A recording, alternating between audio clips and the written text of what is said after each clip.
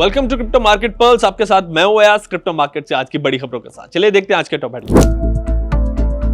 Bitcoin में गिरावट जारी, प्राइस $59,000 की रेंज में। जापान की बड़ी फाइनेंस कंपनी एसबीआई होल्डिंग्स ने क्रिप्टो एक्सचेंज बिटबैंक को खरीदा। रिपल ने जापान में लॉन्च किया अपना USD backed stable coin RLUSD। Experts का मानना अगले 20 साल में बिटकॉइन की वैल्यू गोल्ड से ज्यादा हो सकती है। बिटकॉइन इस वक्त $59,000 की रेंज में ट्रेड कर रहा है। पिछले 24 घंटों में बिटकॉइन में 4% से ज्यादा की गिरावट आई। कल इंटरडे में बिटकॉइन करीब $58,000 तक पहुंच गया था, लेकिन बाद में हल्की बाइंग आई और फिर रिकवर होकर $59,000 के आसपास ट्रेड करने लगा। कल यूएस का पीसी इन्फ्लेशन डेटा भी आया। मई में PC inflation year on year 4.1% बढ़ी है। मार्केट एक्सपेक्ट कर रहा है कि यूएस फेड इंटरेस्ट रेट्स को लंबे वक्त तक हाई रख सकता है। जापान की बड़ी financial services firm SBI holdings Japanese crypto exchange bitbank को करीब $290 मिलियन में एक्वायर करेगी। इस मर्जर के जरिए एसबीआई दोनों प्लेटफॉर्म के कस्टमर बेस टेक्नोलॉजी को एक साथ लाकर क्रिप्टो ट्रेडिंग सर्विस को और बेहतर बनाएगा। रिपल ने जापान में अपना USD backed stable coin RLUSD launch कर दिया है। जापान की फाइनेंशियल सर्विसेज एजेंसी से अप्रूवल मिलने के बाद RLUSD अब एसबीआई वीसी ट्रेड के प्लेटफॉर्म के जरिए इंस्टीट्यूशनल और रिटेल दोनों यूजर्स के लिए अवेलेबल होगा।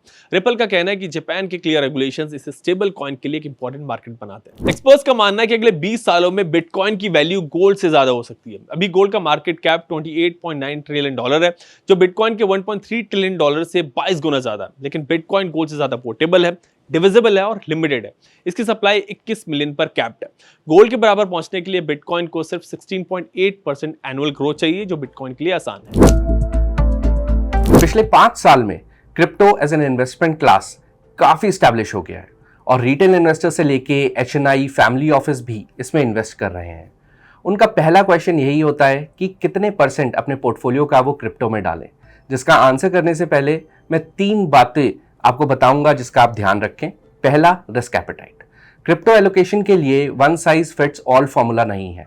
हर इन्वेस्टर को यह समझना होगा कि वो मार्केट के अप्स एंड डाउन्स को कितना कंफर्टेबली हैंडल कर सकते हैं। अगर पोर्टफोलियो में टेम्परेरी वॉलेटिलिटी से आप अनकंफर्टेबल हो जाते हैं तो क्रिप्टो एलोकेशन को लिमिटेड रखना बेहतर हो सकता है। दूसरा, इन्वेस्टमेंट होराइजन। क्रिप्टो में शॉर्ट टर्म प्राइस मूवमेंट को प्रेडिक्ट कर पाना काफी मुश्किल है, इसलिए जो इन्वेस्टर लॉन्ग टर्म पर्सपेक्टिव के साथ आते हैं वो मार्केट साइकिल को बेहतर तरीके से नेविगेट कर पाते हैं। और तीसरा, financial goal and diversification. Crypto में इन्वेस्ट करने से पहले इमरजेंसी फंड, इंश्योरेंस और कोर इन्वेस्टमेंट जैसे फाइनेंशियल बेसिक्स का ध्यान रखना काफी जरूरी है। क्रिप्टो को वेल्थ क्रिएशन स्ट्रैटेजी का कॉम्प्लीमेंट्री हिस्सा होना चाहिए, रिप्लेसमेंट नहीं। अगर आप इन तीनों बातों का ध्यान रखें तो मेरे हिसाब से करीबन 4 से 6% आप क्रिप्टो पोर्टफोलियो में एलोकेट कर सकते हैं।